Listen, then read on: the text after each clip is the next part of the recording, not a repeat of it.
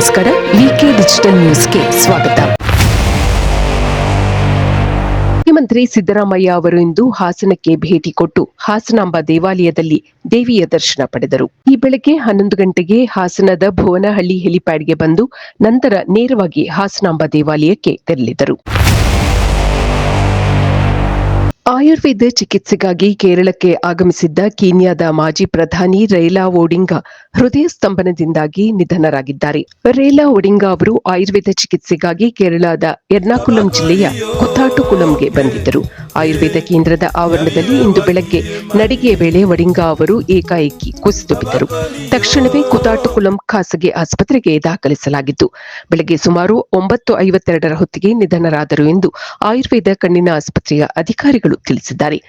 Odinga ಅವರ ಪಾರ್ಥಿವ ಶರೀರ ಹಸ್ತಾಂತರ ಸೇರಿದಂತೆ ಮುಂದಿನ ಶಿಷ್ಟಾಚಾರಕ್ಕಾಗಿ ಪ್ರಾದೇಶಿಕ ನೋಂದಣಿ ಕಚೇರಿಗೆ ಮಾಹಿತಿ ನೀಡಲಾಗಿದೆ. ಈ ಹಿಂದೆ ಇದೇ ಆಸ್ಪತ್ರೆಯಲ್ಲಿ ನಡೆದ ಚಿಕಿತ್ಸೆಯಲ್ಲಿ ಒಡಿಂಗಾ ಅವರ ಪುತ್ರಿ ಕಣ್ಣಿನ ದೃಷ್ಟಿಯನ್ನು ಮರಳಿ ಪಡೆದಿದ್ದರು.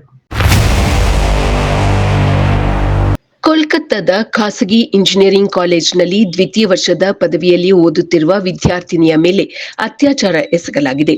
ಘಟನೆಗೆ ಸಂಬಂಧಿಸಿದಂತೆ ಸಂತ್ರಸ್ತೆಯ ಸಹಪಾಠಿಯನ್ನು ಆನಂದಪುರ ಎಂಬಲ್ಲಿ ಪೊಲೀಸರು ಬಂಧಿಸಿದ್ದಾರೆ. ಆನಂದಪುರ ಪ್ರದೇಶದಲ್ಲಿ ಬಾಡಿಗೆ ಮನೆಯಲ್ಲಿ ವಾಸಿಸುತ್ತಿದ್ದೆ. ಸಹಪಾಠಿಯೊಬ್ಬ ಮಧ್ಯದಲ್ಲಿ ಮಾದಕ ದ್ರವ್ಯ ಬೆರೆಸಿ ಕುಡಿಸಿದ. ಇದಾದ ಕೆಲವೇ ಕ್ಷಣಗಳಲ್ಲಿ ನಾನು ಪ್ರಜ್ಞೆ ಕಳೆದುಕೊಂಡೆ.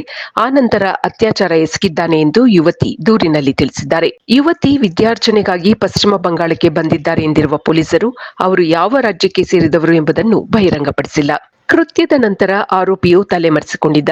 ಆನಂದಪುರದಲ್ಲಿರುವ ತನ್ನ ಮನೆಗೆ ಬರುವ ಖಚಿತ ಮಾಹಿತಿಯನ್ನು ಆಧರಿಸಿ ಬಂಧಿಸಲಾಗಿದೆ. ನಂತರ ನ್ಯಾಯಾಧೀಶರ ಮುಂದೆ ಹಾಜರುಪಡಿಸಲಾಗಿದ್ದು ಈತನನ್ನು ಅಕ್ಟೋಬರ್ 22ರವರೆಗೆ ಪೊಲೀಸ್ ಕಸ್ಟಡಿಗೆ ನೀಡಲಾಗಿದೆ. ಇದು ಈವರೆಗಿನ ಸುದ್ದಿಗಳು. ಮತ್ತಷ್ಟು ಸುದ್ದಿಗಳಿಗಾಗಿ ನೋಡ್ತಾ ಇರಿ ವಿಕೆ ಡಿಜಿಟಲ್ ನ್ಯೂಸ್. ವೀಕ್ಷಕರೇ, ವಿಕೆ ಡಿಜಿಟಲ್ ನ್ಯೂಸ್ ಯೂಟ್ಯೂಬ್ ಚಾನೆಲ್ ಅನ್ನು ಲೈಕ್ ಮಾಡಿ, ಸಬ್ಸ್ಕ್ರೈಬ್ ಮಾಡಿ ಮತ್ತು ಹೆಚ್ಚಿನ ಜನರಿಗೆ ಶೇರ್ ಮಾಡಿ.